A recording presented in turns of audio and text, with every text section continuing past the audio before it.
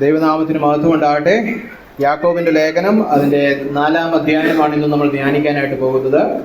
നിങ്ങൾ അവിടെ എത്തുമ്പോഴത്തേക്ക് ഞാൻ ആമുഖമായിട്ട് കുറച്ച് കാര്യങ്ങൾ പറയട്ടെ. നമുക്ക് കുറച്ച് നാൾ കഴിഞ്ഞിട്ടാണ് യാക്കോബിന്റെ ലേഖനത്തിലേക്ക് മടങ്ങി വരുന്നത്.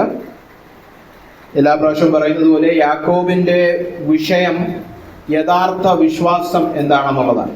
കാരണം പല കപട വിശ്വാസങ്ങളുമുണ്ട്, അല്ലേ? ഈ ലേഖനത്തിൽ തന്നെയാണ് യാക്കോബ് പറഞ്ഞിരിക്കുന്നത് പിശാചുക്കളും വിശ്വസിക്കുന്നു.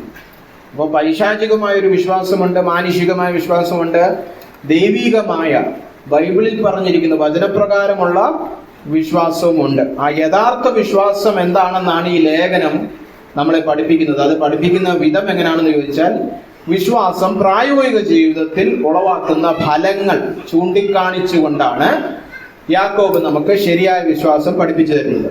അല്ല, വിശ്വാസത്തെക്കുറിച്ച് ദൈവശാസ്ത്രം പറഞ്ഞു തരികയല്ല. പ്രായോഗിക ജീവിതത്തിൽ ഈ യഥാർത്ഥ വിശ്വാസമുള്ള വ്യക്തി ഏതു തരത്തിലുള്ള ഫലങ്ങൾ പുറപ്പെടുവിക്കുമെന്ന് ഓരോന്നായിട്ട് ചൂണ്ടിക്കാണിച്ചുകൊണ്ടാണ് നമ്മളെ യഥാർത്ഥ വിശ്വാസത്തെ തിരിച്ചറിയുവാൻ പ്രാപ്തരാക്കുന്നത്. അതെങ്ങനെയാണെന്ന് ചോദിച്ചാൽ, 1-ാമത്തെ അധ്യായത്തിന്റെ അവസാനത്തെ 2 വാക്യങ്ങളാണ് വളരെ കാതലായ വാക്യങ്ങൾ. അതിന്റെ അവസാനം പറഞ്ഞിരിക്കും 26-27. അവിടെയാണ് ഈ പരീക്ഷയിലൂടെ കടന്നു പോകുന്ന യഥാർത്ഥ വിശ്വാസം നമ്മുടെ ജീവിതത്തിൽ ഉളവാക്കുന്നത് നിർവ്യാജ ഭക്തിയാണെന്ന് യാക്കോബ് എടുത്തു പറയുന്നത്. ഭക്തി എന്ന് പറഞ്ഞാൽ പ്രായോഗിക ജീവിതത്തിൽ ദൈവത്തോടുള്ള നമ്മുടെ സ്നേഹം, ദൈവത്തോടുള്ള നമ്മുടെ പ്രതിബദ്ധത, അതാണ് ഭക്തി. അല്ലാതെ ഹോളി വരുമ്പോൾ കാണിക്കുന്നതല്ല ഭക്തി. അത് ചിലപ്പോൾ കപടമാകാം. ഹോളിൽ വലിയ കൈയടിക്കുന്നത് കൊണ്ട് ഉറപ്പായിട്ടും പറയാൻ പറ്റത്തില്ല സ്വകാര്യ ജീവിതത്തിലും ആ വ്യക്തിക്ക് ദൈവത്തോട് സ്നേഹമുണ്ട്. നിർവ്യാജ ഭക്തി എന്ന് എടുത്തു പറഞ്ഞിരിക്കുന്നത് അതുകൊണ്ടാണ്. വ്യാജഭക്തിയുണ്ട്, അല്ലെ? നമുക്കൊക്കെ അറിയാം, സഭകളൊന്നും ഭയങ്കര ബോളവും തുള്ളിച്ചാട്ടവും ഒക്കെയാണ്, പക്ഷെ വീട്ടിൽ ചെല്ലുമ്പം ഒന്നുമില്ല. അപ്പോ നിർവ്യാജ ഭക്തി ഉളവാക്കുന്നതാണ് യഥാർത്ഥ വിശ്വാസം. ഈ നിർവ്യാജ ഭക്തി എങ്ങനെ മനസ്സിലാക്കാം? അവിടെയാണ് നിർവ്യാജ ഭക്തിയുടെ 3 ഫലങ്ങൾ യാക്കോബ് ഈ 1-ാമത്തെ അധ്യായത്തിന്റെ അവസാനം പറയുന്നത്. എന്തൊക്കെയാണ് ആ ലക്ഷണങ്ങൾ? ഒന്നാമതായിട്ട് സഹോദര സ്നേഹം. ആലംബഹീനരായിട്ടുള്ള, അശരണരായിട്ടുള്ള വിധവമാരെയും ഈ അനാഥരെയൊക്കെ ചെന്ന് ശുശ്രൂഷിക്കാൻ പോലും മനസ്സുള്ള സഹോദര സ്നേഹം. നേരത്തെ നമ്മുടെ ആന്റി പറഞ്ഞതുപോലെ സ്വന്തം കാര്യം നോക്കി വേണം വീട്ടിൽ ഇരിക്കുക. ഒരു ആരാധനയ്ക്കൊക്കെ പോയി കഴിഞ്ഞു, മഴയാണ്, ഭർത്താവില്ല, അല്ലെ? പക്ഷെ എന്നിട്ടും സഹോദര സ്നേഹം നിമിത്തം കടന്നു വന്നിരിക്കുകയാണ്. അപ്പൊ ഒരു വില കൊടുത്ത് സഹോദരങ്ങളെ സ്നേഹിക്കാൻ തോന്നുന്നു. അതൊരു ഭക്തിയുടെ ലക്ഷണമാണ്. ഭക്തി ഇല്ലാത്തവരതൊന്നും ചെയ്യത്തില്ല. അവർ വീട്ടിൽ പോയി കിടന്നുറങ്ങും, അല്ലെ? അതുകൊണ്ടാണ് 2-ാമത്തെ അധ്യായത്തില് ഈ സഹോദര സ്നേഹത്തെ കുറിച്ച് യാക്കോബ് സംസാരിക്കുന്നത്. പിന്നെ 2-ാമത്തെ ഫലം എന്ന് ചോദിച്ചാൽ അത് ദൈവത്തിന്റെ മുൻപാകെയുള്ള നമ്മുടെ താഴ്മയാണ്. പക്ഷെ അതെങ്ങനെ വെളിപ്പെട്ട് വരുന്നത്? ദൈവത്തിന്റെ മുമ്പേ ഉള്ള നമ്മുടെ വിധേയത്വം നമ്മുടെ നാവിന് കടിഞ്ഞാണിടുവാൻ നമ്മളെ അത് പ്രാപ്തരാക്കും. നാവിന് കടിഞ്ഞാണിടുന്നത് ഹൃദയത്തിൽ ദൈവത്തിന്റെ മുൻപാകെ വിധേയത്വം ഉള്ളത് കൊണ്ടാണ്. അതാണ് 3-ാമത്തെ അധ്യായത്തില് യാക്കോബ് നമ്മളെ പഠിപ്പിച്ചത്. ഇനി 3-ാമത്തെ ഫലം 1-ാമത്തെ അധ്യായത്തിന്റെ അവസാനം പറഞ്ഞിരിക്കുന്നത് ലോകത്തിന്റെ കളങ്കം പറ്റാതെ വണ്ണം തന്നെത്താൻ കാത്തുകൊള്ളുന്നതാകുന്നു. ലോകത്തെ വേണ്ട. നമ്മൾ പാട്ട് പാടി, ലോകം വേണ്ട, അല്ലെ? ലോകം സുഖമൊന്നും എനിക്ക് വേണ്ട നമ്മൾ പാട്ട് പാടി, അല്ലെ? കൂട് വിട്ടു പോകുന്ന ആ പാട്ടിൽ നമ്മൾ പാടി, ലോകം വേണ്ട എനിക്ക്. അത് എന്താ പറയുക, ഉറപ്പോടെ പറയുന്നവനാണ് ഭക്തൻ. ലോകം വേണ്ട എന്ന് പറയുന്നത് എല്ലാവരും കൈപൊക്കിക്കുക എന്ന് പറയുമ്പോൾ കൈപൊക്കുന്നവൻ ഭക്തനാവണമെന്നൊന്നുമില്ല. അത് ചുമ്മാ സഭയിലെ കൈപൊക്കിയതാവും. ഉള്ളത്തിൽ ആരും കാണാതിരിക്കുമ്പോൾ സ്വകാര്യതയെ പോലും പറയാം, എനിക്ക് ലോകമൊന്നും വേണ്ട, എനിക്ക് യേശു മതി എന്ന് പറയുന്നവനാണ് ഭക്തൻ. അപ്പൊ ഇന്ന് ഈ 3-ാമത്തെ തലത്തിലേക്ക്, 3-ാമത്തെ ഫലത്തിലേക്ക് നീങ്ങണം. അതാണ് 4-ാമത്തെ അധ്യായം, ലോകം വേണ്ട എന്ന് പറയുന്ന ഭക്തി.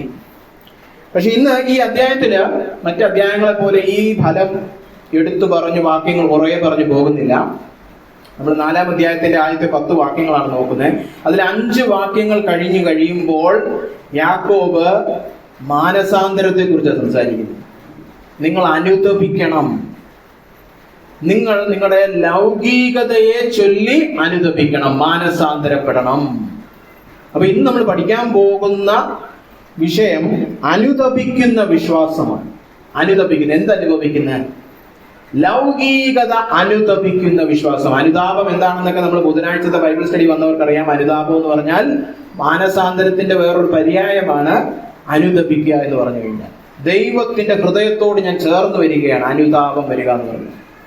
ദുഃഖം കൊണ്ട് ഞാൻ കടന്നു വരികയാണ്, ദൈവത്തിന്റെ ഹൃദയത്തെ ഞാൻ വേദനിപ്പിച്ചല്ലോ. ഇതുവരെ എനിക്ക് ആ കാഴ്ചപ്പാടില്ലായിരുന്നു, പക്ഷെ ദൈവത്തിന്റെ കാഴ്ചപ്പാട് കിട്ടിയപ്പോൾ ഞാനും ദൈവം ഒന്നാവുകയാണ്, അനുതപിക്കുകയാണ്. ഒരേ താപത്തിലേക്ക് കടന്നു വരുന്നതാണ് അതിന്റെ പച്ചയായ അർത്ഥം. ഇവിടെ താപമൊന്നുമില്ല, പക്ഷെ ആ ചേർന്ന് വരവിനെ കുറിച്ചാണ്, മടങ്ങി വരവിനെ കുറിച്ചാണ്. ദൈവത്തിലേക്ക് മടങ്ങി വരികയാണ്. അങ്ങനെ അനുതപിക്കണം. എന്തനുതപിക്കണം? ലൗകികത അനുതപിക്കണം. അങ്ങനെ ലോകത്തെ വെറുത്ത് യേശുവിനെ സ്നേഹിക്കുന്ന ഭക്തന്മാരാകണം. അതാണ് നിർവ്യാജ ഭക്തിയുടെ മൂന്നാമത്തെ ഫലം. അപ്പോൾ ഇന്ന് നമ്മൾ അനുതപിക്കുന്ന വിശ്വാസമാണ് കാണാൻ പോകുന്നത്. അതുകൊണ്ട് നമുക്ക് യാക്കോബിന്റെ ലേഖനം 4-ാം അധ്യായം അതിന്റെ 1 മുതൽ 10 വരെ വായിച്ചു കേൾക്കാം. ശ്രദ്ധിച്ചു കേൾക്കുക. നിങ്ങളിൽ ശണ്ഠയും കലഹവും എവിടെ നിന്ന്? നിങ്ങളുടെ അവയവങ്ങളിൽ പോരാടുന്ന ഭോഗേച്ഛകളിൽ നിന്നല്ലയോ? നിങ്ങൾ മോഹിച്ചിട്ടും പ്രാപിക്കുന്നില്ല. നിങ്ങൾ കൊല്ലുകയും അസൂയപ്പെടുകയും ചെയ്തിട്ടും ഒന്നും സാധിക്കുന്നില്ല. നിങ്ങൾ കലഹിക്കുകയും ശണ്ഠയിടുകയും ചെയ്തിട്ടും യാചിക്കായിക കൊണ്ട് കിട്ടുന്നില്ല. നിങ്ങൾ യാചിക്കുന്നു എങ്കിലും നിങ്ങളുടെ ഭോഗങ്ങളിൽ ചെലവിടേണ്ടതിന് വല്ലാതെ യാചിക്ക കൊണ്ട് ഒന്നും ലഭിക്കുന്നില്ല. വ്യഭിചാരിണികളായുള്ളോരെ, ലോകസ്നേഹം ദൈവത്തോട് ശത്രുത്വമാകുന്നു എന്ന് നിങ്ങൾ അറിയുന്നില്ലയോ? ആകയാൽ ലോകത്തിന്റെ സ്നേഹിതനാകുവാൻ ഇച്ഛിക്കുന്നവനെല്ലാം ദൈവത്തിന്റെ ശത്രുവായി തീരുന്നു. അല്ലെങ്കിൽ തിരുവെഴുത്ത് വെറുതെ സംസാരിക്കുന്നു എന്ന് തോന്നുന്നുവോ? അവൻ നമ്മിൽ വസിക്കുമാറാക്കിയ ആത്മാവ് അസൂയയ്ക്കായി കാംക്ഷിക്കുന്നുവോ? എന്നാൽ അവൻ അധികം കൃപ നൽകുന്നു. അതുകൊണ്ട് ദൈവം നിഗളികളോട് എതിർത്തു നിൽക്കുകയും താഴ്മയുള്ളവർക്ക് കൃപ നൽകുകയും ചെയ്യുന്നുവെന്ന് പറഞ്ഞിരിക്കുന്നു. ആകയാൽ നിങ്ങൾ ദൈവത്തിന് കീഴടങ്ങുവിൻ, പിശാചിനോട് എതിർത്തു നിൽപ്പിൻ, എന്നാൽ അവൻ നിങ്ങളെ വിട്ട് ഓടിപ്പോകും. ദൈവത്തോട് അടുത്തു ചെല്ലുവിൻ, എന്നാൽ അവൻ നിങ്ങളോട് അടുത്തു വരും. പാപികളെ, കൈകളെ വെടുപ്പാക്കുവിൻ. ഇരുമനസ്സുള്ളവരെ, ഹൃദയങ്ങളെ ശുദ്ധീകരിപ്പിൻ. സങ്കടപ്പെട്ട് ദുഃഖിച്ച് കരവിൻ. നിങ്ങളുടെ ചിരി ദുഃഖമായും സന്തോഷം വിഷാദമായും തീരട്ടെ. കർത്താവിന്റെ സന്നിധിയിൽ താഴുവിൻ, എന്നാൽ അവൻ നിങ്ങളെ ഉയർത്തും. ഇതാകുന്നു ഇന്നത്തെ ദൈവവചനം. ഈ വചനം തുടങ്ങുന്നത് നിങ്ങളുടെ ഇടയിൽ ശണ്ഠയും കലഹവും എവിടെ നിന്നെന്ന് ചോദിച്ചുകൊണ്ടാണ്. ഇത് ചോദിക്കാനുള്ള കാരണം ഇതിന് തൊട്ടു മുമ്പ് പറഞ്ഞ കുറച്ച് കാര്യങ്ങൾ 3-ാം അധ്യായത്തിന്റെ അവസാനം നമ്മൾ ഈ യാക്കോബിന്റെ ലേഖനം അവസാനമായി പഠിച്ചപ്പോൾ നിങ്ങൾക്ക് ഓർമ്മയുണ്ടാകണം. യാക്കോബ് പറഞ്ഞു തീർക്കുന്നത് 2 തരത്തിലുള്ള ജ്ഞാനമുണ്ട്. 3-ാമത്തെ അധ്യായം നമുക്ക് ഓർമ്മയുണ്ടല്ലോ, നാവിന് കടിഞ്ഞാണിടുന്നതായിരുന്നു വിഷയം. നാവിന് കടിഞ്ഞാണിടണമെങ്കിൽ ജ്ഞാനലക്ഷണമായ സൗമ്യത അല്ലെങ്കിൽ താഴ്മ നമ്മുടെ ജീവിതത്തിൽ ഉണ്ടാവണമെന്നാണ് 13-ാമത്തെ വാക്യത്തിൽ പറഞ്ഞത്. നമ്മുടെ ഹൃദയത്തിൽ ജ്ഞാനം വന്നു എന്നതിന്റെ ലക്ഷണമാണ് താഴ്മ, സൗമ്യത. അങ്ങനെ സൗമ്യതയുള്ളവൻ, ദൈവത്തോട് വിധേയപ്പെടുന്നവൻ നാവിന് കടിഞ്ഞാണിടും. തോന്നിയതൊക്കെ പറയുന്നവൻ ഒരു കർത്തൃത്വത്തിന്റെ കീഴിലല്ല. നമ്മൾ സാധാരണ പറയാറില്ലേ, തോന്നിവാസി, തോന്നിയതൊക്കെ ചെയ്യും. അതെന്തുകൊണ്ടാ? ആരുടെയും കീഴിലല്ല, ഒരു അധികാരത്തിന്റെയും കീഴിലല്ല. അല്ലെ, അധികാരത്തിന്റെ കീഴിൽ വന്ന മൗനം. അല്ലെ, നമ്മളൊക്കെ തന്നെ വീട്ടിൽ കണ്ടില്ലേ, വീട്ടിൽ കിടന്ന് എന്തും പറയും. പക്ഷെ ഓഫീസിൽ പോയിട്ട് ജോലി ചെയ്യുന്ന സ്ഥലത്ത് പെട്ടെന്ന് വലിയ ഭക്തൻ, നാവൊക്കെ അടങ്ങി. എന്ത് പറ്റി? അധികാരത്തിന്റെ കീഴിൽ വന്നു. അല്ലെ, അങ്ങനെ ജ്ഞാനലക്ഷണമായ സൗമ്യത നിങ്ങളിൽ വേണം. അങ്ങനെ നല്ല നടപ്പിൽ നിങ്ങളുടെ നല്ല പ്രവൃത്തികൾ തെളിയിക്കാൻ കഴിയുമെന്നൊക്കെ പറയുന്നത്. അപ്പോഴാണ് യാക്കോബ് 2 തരത്തിലുള്ള ജ്ഞാനത്തെ കുറിച്ച് പറയുന്നത്. ഒന്ന് ദൈവീകമായ സ്വർഗത്തിൽ നിന്ന് കടന്നു വരുന്ന ജ്ഞാനം. ആ ജ്ഞാനത്തിന്റെ പ്രത്യേകത അത് ഉളവാക്കുന്നത് നിർമ്മലതയും സമാധാനവും ശാന്തതയും അനുസരണവും കരുണയും സൽഫലവുമാണ്. അല്ലെ, പക്ഷപാതമില്ല, കപടമില്ല. 17-ാം വാക്യം 3-ാം അധ്യായം. എന്നാൽ വേറൊരു ജ്ഞാനം അവിടെ പറഞ്ഞിട്ടുണ്ട്. അത് പൈശാചികമായതും പ്രാകൃതമായതും ഭൂമിയിലേത് ഭൗമികമായ ജ്ഞാനമാണ്. അത് വന്നാലുള്ള എന്താ ഗുണം? അത് വന്നാല് ഈർഷ്യയും ശാഠ്യവും കലഹവും സകല ദുഷ്പ്രവൃത്തിയും ഉണ്ട്. 15-16 വാക്യങ്ങൾ. അപ്പൊ കണ്ടോ, ശാഠ്യം, കലഹം, ഇതൊക്കെ എങ്ങനെയാ വരുന്നേ? സമാധാനക്കേട് എങ്ങനെയാ വരുന്നേ? നിങ്ങളിൽ ഭരിക്കുന്ന ജ്ഞാനം, സാധാരണ മനുഷ്യരുടെ ഭൂമിയിലെ ജ്ഞാനമാണെങ്കിൽ. ദൈവത്തിന്റെ ജ്ഞാനമാണെങ്കിൽ സൗമ്യത കടന്നു വരും, നാവിന് കടിഞ്ഞാണിടും, സമാധാനം കടന്നു വരും. അതുകൊണ്ടാണ് 3-ാമത്തെ അധ്യായത്തിന്റെ അവസാനത്തെ വാക്യം, സമാധാനമുണ്ടാക്കുന്നവർ സമാധാനത്തിൽ വിതച്ച് നീതി എന്ന ഫലം കൊയ്യും. കഴിഞ്ഞ പ്രാവശ്യം നമ്മൾ ഇത് നോക്കിയില്ല. സമാധാനത്തിൽ നടന്നാൽ നീതി കൊയ്യും. നാവിനൊക്കെ കടിഞ്ഞാണിട്ട് സകല മനുഷ്യരോട് സമാധാനത്തിൽ, ദൈവിക ജ്ഞാനത്തിനൊത്തവണ്ണമുള്ള സമാധാനത്തിൽ നടന്നാൽ നീതിമാനായിട്ട് വളരും. അപ്പൊ അതൊരു തത്വം, ഒരു വാസ്തവമായിട്ടിരിക്കുമ്പോഴാണ് യാക്കോബ് ചോദിക്കുന്നത്, ഇതൊന്നും പക്ഷെ നിങ്ങളുടെ ഇടയിൽ ഇല്ലല്ലോ, നിങ്ങൾ ഇതൊന്നും കാണിക്കുന്നില്ലല്ലോ, നിങ്ങളുടെ ഇടയിൽ എന്താ ഉള്ളത്? അതാണ് 4-ാമത്തെ അധ്യായം 1-ാമത്തെ വാക്യം. നിങ്ങളുടെ ഇടയിൽ എന്തുകൊണ്ടാണ് ഷണ്ടയും കലഹവും ഒക്കെ? നമ്മുടെയൊക്കെ വീട്ടിലുണ്ടോ ഷണ്ടയും കലഹവും ഒക്കെ? വഴക്കിടാറുണ്ടോ വീട്ടില്? പച്ച മലയാളത്തില് ബഹളം വെക്കലൊക്കെ ഉണ്ടോ? പണ്ടൊക്കെ എൻ്റെ വീട്ടില് ഞങ്ങൾ ചെറുപ്രായത്തിലായിരുന്നപ്പം ഞങ്ങൾ പുറത്തൊക്കെ പോയിട്ട് വീട്ടിൽ വരുമ്പോഴത്തേക്ക് കൊച്ചു പിള്ളേർ കിടന്ന് ബഹളം വെക്കും. അപ്പൊ എൻ്റെ അച്ഛൻ പറയും, അലപരാധികൾ വന്നെന്ന് അയൽക്കാരറിയും, എല്ലാവരും അറിയിച്ച് ഇവിടുത്തവന്മാരൊക്കെ എത്തിയെന്ന് എന്ന് പറയുമായിരുന്നു. എപ്പോഴും ഈ യുവമാര് വന്ന് തലവേദന വന്നു, ആളുകൾക്ക് ഇനി അല്ലെ, അങ്ങനെയൊക്കെയാണോ നമ്മുടെ സാക്ഷ്യം? ഷണ്ടയും കലഹവും. എന്താ കാരണം? വെറും ജഡീകന്മാരെ പോലെ ജീവിക്കുന്നത്, മാനുഷിക ജ്ഞാനത്തിലാണ് പ്രവർത്തിക്കുന്നത് അല്ലെ. അല്ലാതെ ദൈവിക ജ്ഞാനത്താൽ താഴ്മയും സൗമ്യതയും ഉളവായിട്ട് സമാധാനം കാംക്ഷിക്കുന്നവരായിട്ടല്ല നടക്കുന്നത്. അങ്ങനെ അറിഞ്ഞ ആളുകൾ അത്ഭുതപ്പെട്ടിട്ട് ചോദിച്ചിട്ടുണ്ടെങ്കിൽ നിങ്ങളൊക്കെ എന്താ? നമ്മൾ വായിച്ച സുവിശേഷത്തിൽ പറഞ്ഞിരിക്കുന്ന പോലെ നിങ്ങളെ കല്ലെറിയുമ്പോൾ, നിങ്ങളെ പഴിക്കുമ്പോൾ നിങ്ങൾ എന്ത് ചെയ്യണം? അനുഗ്രഹം ലഭിച്ചെന്ന് പറഞ്ഞ് സന്തോഷിക്കണോ? നമ്മളൊക്കെ അങ്ങനെയാണോ? നമ്മളെ ക്രിസ്ത്യാനി എന്ന് പറഞ്ഞ് പഴിക്കുമ്പോൾ നമ്മൾ സന്തോഷിക്കാം, ഓ താങ്ക് യു, നന്ദി പറയുമോ അവരോട് അല്ലെ? സമാധാനം പ്രവർത്തിക്കുന്നവർ ദൈവത്തിന്റെ മക്കളാകുന്നു എന്നൂടെ പറഞ്ഞിട്ടോ, അങ്ങനെയുള്ളവർ ഭാഗ്യവാന്മാർ അല്ലെ. നമ്മൾ വായിച്ച വാക്യങ്ങളിലൊക്കെ ഉണ്ടായിരുന്നു. അങ്ങനെ എന്തുകൊണ്ട് നമ്മൾ പ്രവർത്തിക്കുന്നില്ല? അതിനൊരു പുതിയൊരു കാരണം യാക്കോബ് പറയാണ്. ജ്ഞാനമില്ലാത്തതാണ് 3-ാമത്തെ അധ്യായത്തിൽ കണ്ടത്. ഇനി 4-ാമത്തെ അധ്യായത്തിൽ പുതിയൊരു കാരണം, നമ്മുടെ ഉള്ളത്തിൽ ഒരു പ്രശ്നമുണ്ട് അല്ലെ. അതാണ് ഇനി 1-ാമത്തെ വാക്യം മുതൽ 5-ാമത്തെ വാക്യം വരെ യാക്കോബ് തെളിയിക്കാൻ പോകുന്നത്. ലൗകികത കടന്നു വന്നാൽ ഉണ്ടാകുന്ന പ്രശ്നം. എന്താണ് പ്രശ്നം? അതാണ് 1 മുതൽ നമുക്ക് വായിക്കാം. നിങ്ങളിൽ ഷണ്ടയും കലഹവും എവിടെ നിന്ന്? ഇതിന്റെ ഉത്ഭവം എവിടുന്ന? ഇതിന്റെ ഉറവിടം എവിടുന്ന? എന്തുകൊണ്ടാണ് ഈ ഷണ്ടയും കലഹവും ഒക്കെ, തമ്മിൽ അടിയും ബഹളവും ഒക്കെ? നിങ്ങളുടെ അവയവങ്ങളിൽ പോരാടുന്ന ഭോഗേച്ഛകളിൽ നിന്നല്ലയോ? ആന്തരിക സമാധാനമില്ല, അപ്പൊ പിന്നെ ബാഹ്യമായിട്ട് സമാധാനം കാണും കേട്ടോ. നമ്മുടെ ഉള്ളത്തിൽ സമാധാനമില്ല, പോരാട്ടം നടന്നുകൊണ്ടിരിക്കുകയാണെങ്കിൽ നമ്മുടെ ബന്ധങ്ങളിൽ ഒരു സമാധാനവും കാണത്തില്ല, കലഹവും ഷണ്ടയും കാണും. നിങ്ങൾ ശ്രദ്ധിച്ചിട്ടുണ്ടോ? ഒരുപാട് വഴക്കൊക്കെ ഇടുന്ന ആള് ഉള്ളത്തിൽ നിരങ്ങിക്കൊണ്ടിരിക്കുക, വല്ലാത്ത പ്രശ്നത്തിൽ കൂടെ പോയിക്കൊണ്ടിരിക്കുക, അകത്തൊക്കെ പൊട്ടിത്തെറി. നമ്മൾ ഈ പ്രഷർ കുക്കർ കണ്ടിട്ടില്ലേ? അകത്തെ വായു എല്ലാം കൂടെ പൊട്ടിത്തെറിച്ച് പുറത്തു വരിക. ഈ അകത്തെ പൊട്ടിത്തെറിയാണ് ഈ പുറത്തൂടെ വരുന്നത്. അല്ലാതെ പുറത്തുള്ളവരോടെല്ലാം അങ്ങനെ ദേഷ്യവും ഈ വെറുപ്പും ഉണ്ടായതുകൊണ്ടൊന്നുമല്ല, ഉള്ളിലേ സമാധാനമില്ല അല്ലെ. ഇപ്പൊ നമ്മളിപ്പോ കാർ ഓടിച്ചുകൊണ്ട് പോകുമ്പോൾ എതിരെ ഒരു കാർ വരും, നമ്മൾ നോക്കുമ്പോൾ ഭാര്യയും ഭർത്താവും റോഡിൽ നോക്കാതെ അന്യോന്യം വഴക്കിട്ടോണ്ടിരിക്കുക. ഇങ്ങനെ ഇരിക്കുന്നതിന് പകരം അന്യോന്യം വഴക്കിട്ടോണ്ടിരിക്കുക. കാർ ഇതാ നേരെ വരും, നമ്മൾ എന്താ പറയും? ഇപ്പൊ ഇടിക്കും എന്ന് പറഞ്ഞ പോലെ നമ്മുടെ ഉള്ളത്തിൽ രണ്ടുപേരും അടിയിട്ടുകൊണ്ടിരിക്കുക. അവയവങ്ങളിൽ ഭോഗേച്ഛകളുടെ പോരാട്ടം. എന്താ ഈ ഭോഗേച്ഛ? പഴയ മലയാളം അല്ലെ. ഭോഗം എന്ന് പറഞ്ഞാൽ സുഖം, ഇച്ഛ എന്ന് പറഞ്ഞാൽ ആഗ്രഹം. സുഖത്തിനായുള്ള ആഗ്രഹങ്ങളുടെ പോരാട്ടം നടന്നുകൊണ്ടിരിക്കുകയാണ്. എനിക്കിപ്പോൾ ഉറങ്ങണം, ഇവന്റെ പ്രസംഗം ഒന്നും ഇല്ലായിരുന്നെങ്കിൽ ഇപ്പൊ കിടന്ന് ഉറങ്ങായിരുന്നു അല്ലെ. ചിലരൊക്കെ പറയുന്നില്ല ഉറങ്ങേണ്ട സമയമായിട്ട്. ഉറങ്ങാൻ എന്താ ഇന്നാരും? സാധാരണ എല്ലാവരും വചനം തുടങ്ങുമ്പോൾ ചിലർക്ക് ഉറങ്ങും. ഇന്ന് ഉറങ്ങിയിട്ടില്ലല്ലോ. ദൈവത്തിന് സ്തോത്രം, അവന്റെ അത്ഭുതങ്ങളെ പ്രസ്താവിപ്പീൻ അല്ലെ. ഇന്നൊരു അത്ഭുതമാണ് അല്ലെ. ഇന്ന് ആരും ഉറങ്ങുന്നില്ല. ചിലരൊക്കെ ഉണ്ടല്ലോ അപ്പൊ ഉറങ്ങണമെന്ന് നമുക്ക് തോന്നുകയാണ്, മടി പിടിച്ചിരിക്കുകയാണ്, ജോലി ചെയ്യേണ്ട സമയത്ത് ഉറങ്ങണമെന്ന് തോന്നുന്നു. അപ്പൊ അതൊരു ഭോഗേച്ഛയാണ്. അപ്പൊ ആ പോരാട്ടം നടന്നുകൊണ്ടിരിക്കുകയാണ് അല്ലെ. ഉള്ളത്തിൽ സമാധാനമില്ല. അങ്ങനെ ഇരിക്കുമ്പോഴായിരിക്കും നമുക്കൊരു പ്രശ്നം പിടിച്ച ഒരു സ്വത്ത് തർക്കത്തെ കുറിച്ച് സംസാരിക്കാൻ ഒരു ബന്ധു വരുന്നത്. ഉള്ളില് നമ്മളിങ്ങനെ എനിക്ക് ഉറങ്ങണം, പക്ഷെ ജോലി ചെയ്യണം, അപ്പോഴാ ഒരുത്തം വന്നിരിക്കുന്നത്. അപ്പൊ നമ്മളെന്തോ ചെയ്യും? നമ്മൾ ഈ ഫ്രസ്ട്രേഷൻ എല്ലാം കൂടെ അവന്റെ മേത്തോട്ട് എടുത്തിട്ട് അല്ലെ? അത് കണ്ടോ, അകത്ത് പോരാട്ടം നടക്കുന്നതുകൊണ്ടാണ് പുറമെ സൗമ്യതയൊന്നും ഇല്ല, ഉള്ളിൽ സമാധാനമില്ല.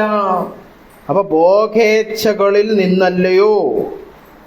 അപ്പോ നമുക്ക് നിറവേറപ്പെടാത്ത ആഗ്രഹങ്ങൾ നമ്മുടെ ഉള്ളിലുണ്ട്. ഭോഗം അല്ലെങ്കിൽ മോഹം എന്ന് പിന്നെ പറഞ്ഞു. രണ്ടാമത്തെ വാക്യം, നിങ്ങൾ മോഹിച്ചിട്ടും പ്രാപിക്കുന്നില്ല. നിറവേറപ്പെടാത്ത മോഹങ്ങൾ, മോഹഭംഗം സംഭവിച്ചിരിക്കുക. അപ്പൊ പിന്നെ നമുക്ക് വലിയ നല്ല നടപ്പൊന്നും വരത്തില്ല, മര്യാദയൊന്നും വരത്തില്ല, നമുക്ക് ദേഷ്യപ്പെടാനൊക്കെ തോന്നും, അല്ലെ?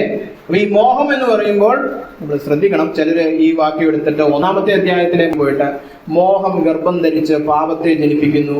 അപ്പൊ ഈ മോഹമെല്ലാം പാപമോഹങ്ങളാണോ എന്നൊരു വ്യാഖ്യാനമുണ്ട്. അത് ശരിയല്ല. കാരണം യവന ഭാഷയിൽ ഈ 1-ാമത്തെ അധ്യായത്തിലെ മോഹവും ഈ 4-ാമത്തെ അധ്യായത്തിലെ മോഹവും ബന്ധമുണ്ടെങ്കിലും വ്യത്യസ്തമായ 2 വാക്കുകളാണ് ഉപയോഗിച്ചിരിക്കുന്നത്. ഇവിടെ പറഞ്ഞിരിക്കുന്ന മോഹം പാപമോഹങ്ങൾ തന്നെ ആവണമെന്നൊന്നുമില്ല. അത് ആരും ചിന്തിക്കരുത് ഈ മോഹമൊക്കെ അങ്ങ് ക്രൂശീകരിച്ച് ബുദ്ധമതത്തിൽ പോയാൽ മതി, അതല്ല ഇവിടെ പറയുന്നത്. അല്ലെ, ബുദ്ധമതം അതാ പഠിപ്പിക്കുന്നത്, മോഹങ്ങളൊക്കെ എല്ലാം കളഞ്ഞ് നമ്മൾ സന്യാസിമാരാകണം. വചനം അങ്ങനെ പഠിപ്പിക്കുന്നില്ല. നമുക്ക് ചില ആഗ്രഹങ്ങളൊക്കെ ദൈവം തന്ന ആഗ്രഹങ്ങളാണ്, ദൈവഹിത പ്രകാരമുള്ള ആഗ്രഹങ്ങളാണ്. പക്ഷെ ആ ആഗ്രഹങ്ങൾ പോലും നിറവേറപ്പെടാതെ വരുമ്പോൾ സമാധാനക്കേട്, കലഹമൊക്കെ ഇറങ്ങി വരും, സഹോദര സ്നേഹമൊക്കെ നമ്മൾ വെച്ച് കൂട്ടും, അല്ലെ? അപ്പൊ ഈ മോഹം അങ്ങനെ പാപമോഹം തന്നെ ആവണമെന്നില്ല. ലൂക്കോസിന്റെ സുവിശേഷം 22:15 ആരെങ്കിലും ഒരാളൊന്ന് വായിക്കാവോ? ഈ വാക്ക് നല്ല രീതിയിലും ഉപയോഗിക്കുന്നുണ്ടെന്ന് കാണിക്കാൻ വേണ്ടിയിട്ടാണ്. ഈ മോഹം എന്നുള്ള വാക്ക് എപ്പോഴും ദുർമോഹമാകണമെന്നില്ല, പാപമോഹവും ജഡമോഹവും ആകണമെന്നില്ല. നല്ല രീതിയിലും ഈ വാക്ക് വചനത്തിലുണ്ട്. എല്ലാവരും തിരിക്കണമെന്നില്ല, ആരെങ്കിലും ഒരാൾ തിരിച്ചു വായിച്ചാൽ മതി. ലൂക്കോസിന്റെ സുവിശേഷം 22:15 യേശു ക്രിസ്തുവിന്റെ വചനമാണ്.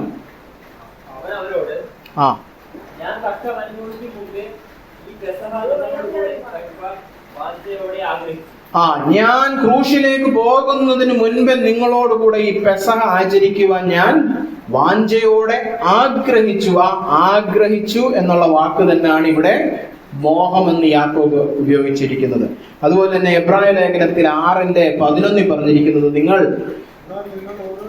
നിങ്ങൾ ഓരോരുത്തരും പ്രത്യാശയുടെ പൂർണ്ണ നിശ്ചയം പ്രാപിപ്പാൻ അവസാനത്തോളം ഒരുപോലെ ഉത്സാഹിക്കണമെന്ന് ഞങ്ങൾ ആഗ്രഹിക്കുന്നു. കേട്ടോ, എബ്രായ ലേഖന കർത്താവിന്റെ ആഗ്രഹം ഇതാണ്, നിങ്ങൾ അന്ത്യത്തോളം രക്ഷയിൽ പിടിച്ചു നിന്ന് ആ പ്രത്യാശയുടെ പൂർണ്ണത പ്രാപിക്കണം. കണ്ടോ, നല്ല ദൈവഹിത പ്രകാരമുള്ള ആഗ്രഹങ്ങളും ഇതേ വാക്ക് ഉപയോഗിച്ചിരിക്കുന്നത്, മോഹം എന്നുള്ള വാക്ക്. അതുകൊണ്ട് ഈ യാക്കോബ് ഈ 4-ാം അധ്യായത്തിൽ പറഞ്ഞിരിക്കുന്ന മോഹം പാപമോഹങ്ങളായിട്ട് നിങ്ങൾ കാണരുത്. നല്ല മോഹമായിരിക്കാം. എന്റെ മോൻ രക്ഷിക്കപ്പെട്ട് സ്നാനപ്പെടണം, അതൊരു നല്ല മോഹമാണ്. പക്ഷെ മോഹം നടക്കുന്നില്ല എന്ന് പറഞ്ഞ് ഉള്ളത്തിൽ സമാധാനക്കേട് വന്നാൽ വീട്ടിൽ അടിപിടിക്കുക. നല്ല മോഹവും ചിലപ്പോ ദൈവത്തിൽ ആശ്രയിക്കാതിരുന്നാൽ, അവിടെ നമ്മൾ സ്വാർത്ഥത കലർത്തിയാൽ അതും ഈ പോരാട്ടമാവും. അവിടെ ഈ ചീത്ത മോഹങ്ങളെ മാത്രം ചിന്തിക്കുകയാണെന്ന് ആരും ചിന്തിക്കരുത്. ഓക്കെ, അപ്പോ നല്ല മോഹങ്ങളാകട്ടെ എന്തുമാകട്ടെ, എന്താ പ്രശ്നം? 3-ാമത്തെ വാക്യം, അല്ല 2-ന്റെ തുടർച്ച. നിങ്ങൾ കൊല്ലുകയും അസൂയപ്പെടുകയും ചെയ്തിട്ടും ഒന്നും സാധിക്കുന്നില്ല. നിങ്ങൾ നിങ്ങളുടേതായ രീതിയിൽ ഈ മോഹത്തെ ഒന്ന് പൂർത്തീകരിക്കാൻ നോക്കി. ദൈവം ഒന്നും വേണ്ട, നമുക്ക് ഇതൊക്കെ ഒന്ന് നടത്തിയെടുക്കാം, അല്ലെ? നിങ്ങളുടെ സ്വയത്തിൽ ആശ്രയിച്ചുകൊണ്ട് ചെയ്യാൻ നോക്കി, ഒന്നും സംഭവിക്കുന്നില്ല, അല്ലെ? പിന്നീട് എന്ത് ചെയ്തു? അവിടെ പറഞ്ഞിരിക്കുകയാണ്, നിങ്ങൾ കലഹിക്കുകയും ഷണ്ടയിടുകയും ചെയ്തു, അല്ലെ? അപ്പോ നമ്മുടെ സ്വന്തം പ്രവർത്തിക്കാൻ നോക്കി, മറ്റുള്ളവരെ എന്താ പറയാ ബലപ്പെടുത്തി അസ്വസ്ഥപ്പെടുത്താൻ നോക്കി, ഒന്നും ഫലിക്കുന്നില്ല, അല്ലെ? ഈ മോഹം പൂർത്തീകരിക്കപ്പെടുന്നില്ല, മോഹഭംഗം സംഭവിക്കുകയാണ്. എന്നിട്ട് അവിടെ പറഞ്ഞിരിക്കുകയാണ്, നിങ്ങൾ യാചിക്കായിക കൊണ്ട് കിട്ടുന്നില്ല. എന്താ കുഴപ്പം? പ്രാർത്ഥിക്കുന്നില്ല, ദൈവത്തെ ആശ്രയിക്കുന്നില്ല. ദൈവം തരുന്ന മോഹമാണെ പോലും ദൈവത്തെ പ്രാർത്ഥിച്ചാലേ, ദൈവത്തിൽ ആശ്രയിച്ചാലേ ലഭിക്കത്തുള്ളൂ. ഇവിടെയാണ് ലോകം കയറി വരുന്നത്. ലോകം എന്താ ചെയ്യുന്നത്? ലോകം മോഹങ്ങളുടെ പുറകെ ഓടിക്കൊണ്ടിരിക്കണം, കൂടുതലും പാപമോഹങ്ങളുടെ പുറകെ, അല്ലെ?